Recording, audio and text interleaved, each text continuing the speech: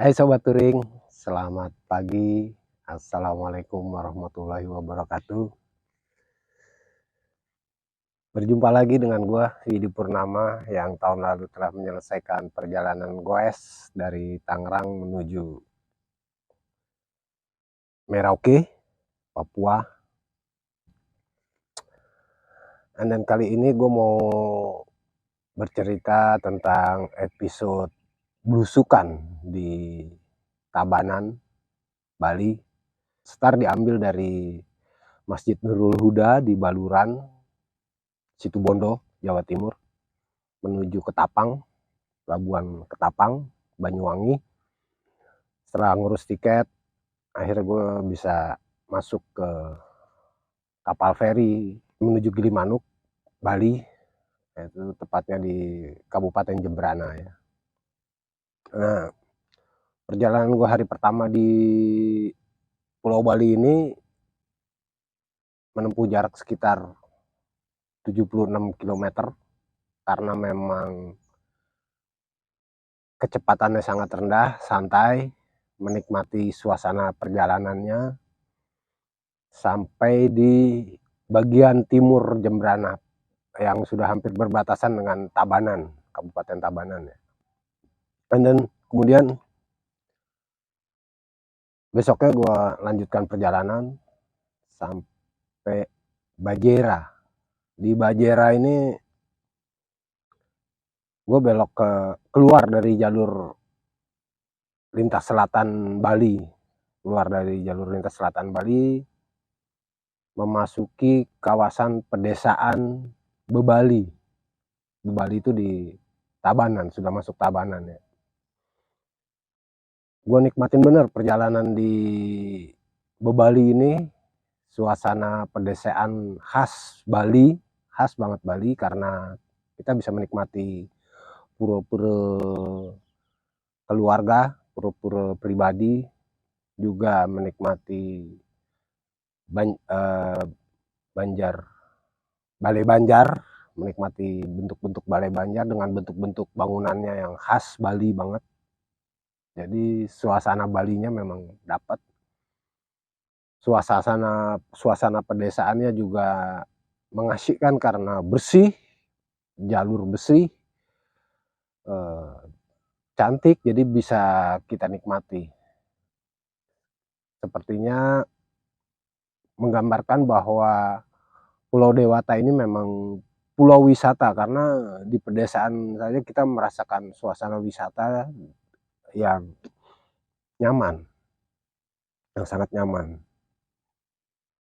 Tapi kenyamanan itu berubah menjadi satu situasi yang membingungkan, karena gue sampai di sebuah perapatan yang sangat sepi dan suasananya hutan suasananya. Mungkin hutan desa atau hutan apa ya, gitu ya. Tapi suasananya hutan, pohonnya lebat-lebat gitu kan. Pohonnya lebat-lebat. Jadi di perapatan ini kalau lurus juga hutan, ke kanan juga hutan, kanan juga hutan. Akhirnya gua ngikutin petunjuk dari Google Map. Google Map itu nunjukin ke kanan. Gua masuk jalur ke kanan, masuk ke wilayah yang kesannya hutan, tapi itu ada jalan setapak yang sudah berlumut. Jadi gua menduga ini sudah sangat jarang dilewati orang, sudah lama juga tidak dilewati orang, sehingga itu kelihatan dari jalan yang sudah berlumut hingga licin, sehingga gue terpaksa waktu di turunan itu gue tuntun karena nggak berani, takut ketika kecepatan agak kencang gue rem ngerosot sepeda. Jadi akhirnya gue tuntun sepeda sampai akhirnya di bawah. Sampai di bawah itu ternyata ketemu kali, sungainya lebar sekitar 15 meteran lah, dan sungainya itu tidak bening, masih keruh-keruh gitulah, keruh-keruh tapi nggak keruh banget ya. Dan dari tumpukan-tumpukan sampah di sisi sungai itu bisa diduga itu habis banjir besar gitu. Ya, itu banyak ranting-ranting pohon dan kotoran-kotoran lain yang terbawa arus banjir itu dan nyangkut di pinggir-pinggiran bebatuan di pinggir-pinggir sungai itu. Dari kejauhan gue lihat ada kayak bendungan kecil, bendungan tidak terlalu tinggi gitu ya. Artinya bendungan itu masih bisa dilewati air. Air itu masih lewat di atas bendungan itu. Gue ikutin terus nyebrang bendungan, jadi gue goes di atas bendungan sebenarnya. Setelah bendungan itu Google Map ngarahin ke kanan, gue ikut ke kanan. Tapi gue berhenti tiba-tiba, harus berhenti. Gue harus berhenti karena gue lihat kok nggak ada jalan. Justru tertumpuk oleh tumpukan-tumpukan sampah yang banyak, yang gue duga sampah dari sungai itu diangkat ke atas, gue angkat ke atas, sehingga gue juga menduga ini pasti nggak jauh dari pemukiman karena kelihatan ada tumpukan sampah yang diangkut dari sungai ke atas. Dari situ gue tuntun ngelewatin sampah-sampah itu, ngelewatin atas-atas sampah itu, lewat di atas sampah itu ketemu anjing. Nah, anjing itu menghadang lah, karena itu tanjakan ya, tanjakan agak curam, agak terjal ya. Itu ada anjing nyegat dia di tengah jalan sambil gonggong gitu kan. Nah gue berhenti dan gue diem sampai akhirnya tuh anjing capek kali ya gonggong, minggir minggir, gue mulai bergerak pelan, nggak kelihatan ketakutan, gue berusaha tenang lah, menenangkan diri. Sampai akhirnya gue lewat pas di tempat mana anjing itu berdiri, mungkin dia ngeliat gonggong lagi, tapi dia kayak nggak mau mendekat dia gonggong dari dalam diikutin lagi oleh anjing-anjing yang lain di sekitaran situ, sehingga gue yakin nggak jauh, mungkin hanya beberapa meter kemudian nih pasti ada pemukiman. Dan bener aja begitu sampai di ujung tanjakan itu gue langsung lihat pemukiman. Tenang kan, kalau ketemu pemukiman itu rasa terus tenang gitu, karena gue yakin pasti ada orang lain kan. Beda dengan ketika masih di sungai itu nggak ada siapa-siapa dan gue cuma sendiri, sehingga gue ngerasa ini kayak di mana gitu kan, nggak di dunia antah berantah lah, nggak jelas. Nah akhirnya ketemu orang, terus gue tanya, tujuan gue kan ke Tanah Lot sebenarnya, pengen lihat Tanah Lot lah, beda. Jadi gue pengen lihat Tanah Lot yang gue tempuh dengan pakai sepeda gitu. Nah gue tanya sama bapak-bapak lagi ngerjain di balai Banjar lah, kayak balai desa gitu kan, lagi kerja bakti itu. Gue tanya, nah kata si bapak itu, bapak lurus aja. Nah gue ambil lurus, jadi dari keluar jalan ketemu perapatan, gue ambil yang lurus, gue ambil lurus terus. Suasananya ya sawah, persawahan, kemudian kebun, ada pura juga, puranya di tengah sawah. Terus gue terusin, gue goes terus, karena sebenarnya gue sudah janjian ketemu sama Pak Sofyan lagi di Tanah Lot. Di Tanah Lot gue janjian ketemu lagi sama Pak Sofyan, janjian ketemu, karena gue terpisah, gue duluan, Pak Sofyan ini di belakang. Gue ngambil kanan, gue nggak ngomong sama Pak Sofyan. Pak Sofyan kemungkinan besarnya dia ngambil yang lurus, yang tetap di jalur utama, jalur selatan, jalur utama selatan Bali. Jadi dia lurus terus. Nanti ketemu perapatan dia belok kanan tinggal lurus ke Tanah Lot. Jadi itu jalur lebih mudah memang. Nah, gue pilih jalur pedesaan dan ternyata dibawa belusukan.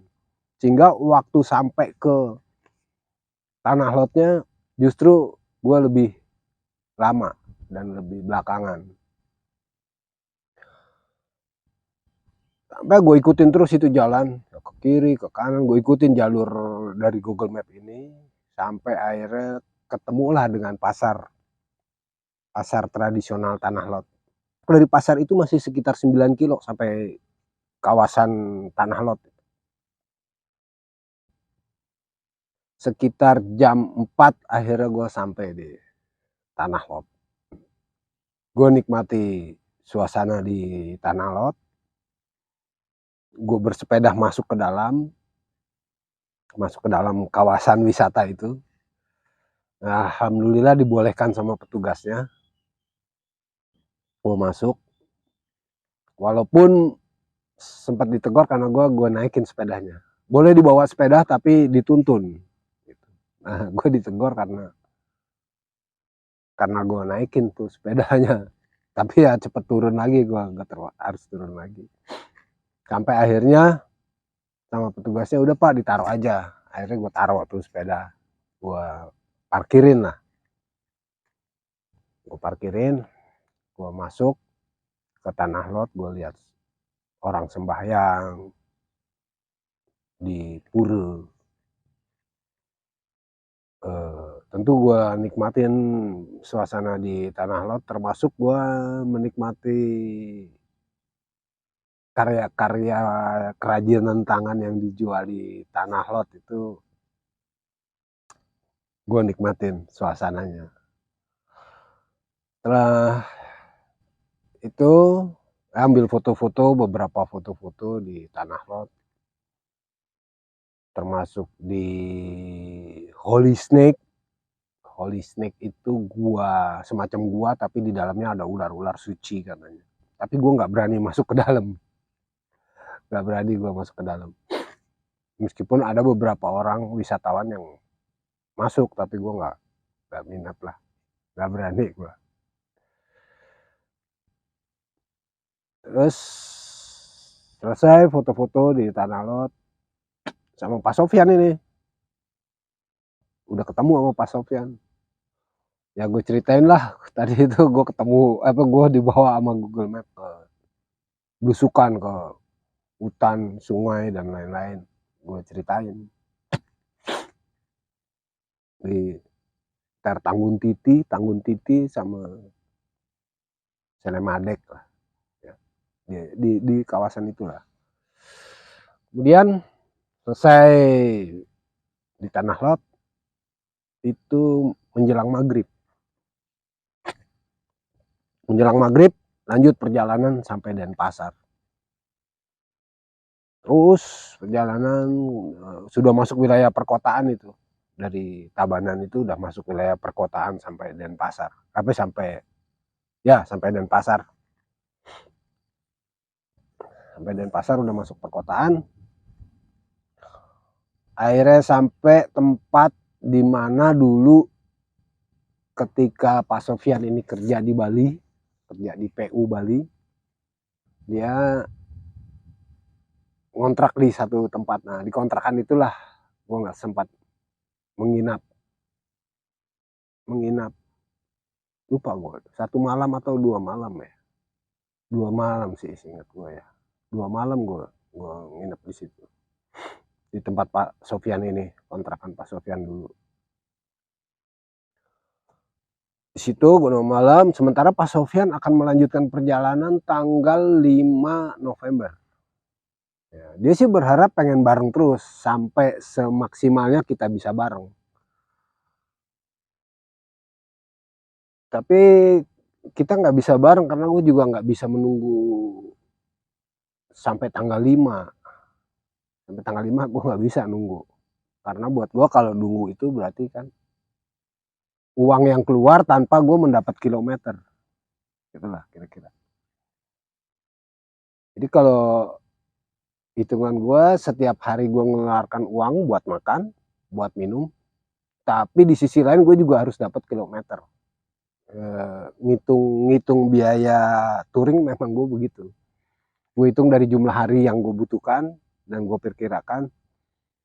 Kemudian ketemulah per hari berapa yang dikeluarkan, ketemulah total biaya yang disiapkan untuk perjalanan itu. Nah, dari situlah gue akhirnya tidak sepakat bisa berangkat duluan. Gue tetap akhirnya gue berangkat duluan itu tanggal 1 atau tanggal 2 lah gitu. Tanggal 1 kalau nggak, seingat gue mah tanggal 1 November gue berangkat duluan. Berpisahlah gue dengan Pak Sofyan di Denpasar itu, dan gue melanjutkan perjalanan menuju Padangbae. Terima kasih telah ngikutin cerita-cerita gue selama perjalanan dari Tangerang sampai Merauke, Papua. Kalau mau ingin tahu lebih banyak lagi, ikutin terus cerita-cerita gue di episode-episode berikutnya. Episode Sumbawa, mungkin nanti bisa banyak inspirasi yang bisa didapat dari cerita-cerita gue. Sekian saja. Terima kasih atas subscribe, like, dan komentar yang sudah diberikan. Dan semoga tetap dalam kondisi sehat, tetap semangat, dan tetap touring. Sekian saja. Wassalamualaikum warahmatullahi wabarakatuh.